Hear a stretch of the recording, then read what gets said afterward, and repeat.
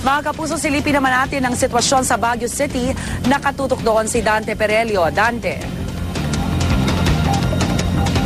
Yes, Rhea, nagsimula na rin dumating dito yung mga bakasyonista ngayong Holy Week dito sa City of Pines at summer capital ng bansa na Baguio City.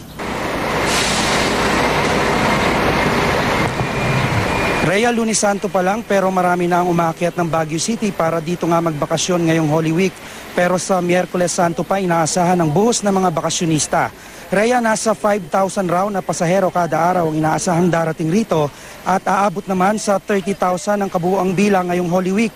Kada araw may 5 biyahe ang Victory Liner galing Cubao at 3 sa Pasay sa pagitan ng alas 12 ng gabi hanggang alas 11 ng umaga. Sa panghapon at gabing biyahe naman, Rhea, 4 mula Cubao at 3 sa Pasay mula alas 12 ng tanghali hanggang alas 11 ng gabi. Ang mga hotel at transient houses naman dito sa Baguio City ay halos fully booked na, kaya sa mga katabing barangay na makakahanap ng matutuluyan.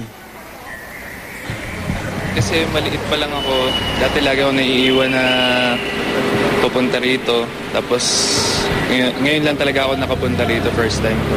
Holy Week, dinadala ko tong bata every Holy Week dito sa atin. Rhea, paalala naman dun sa ating mga kapuso na nais dito mag-spend ng kanilang Holy Week na magdala ng payong at jacket dahil maulan dito tuwing hapon. At yan ang unang balita mula rito sa Baguio City. Balik sa'yo, Rhea. Maraming salamat, Dante Perelio.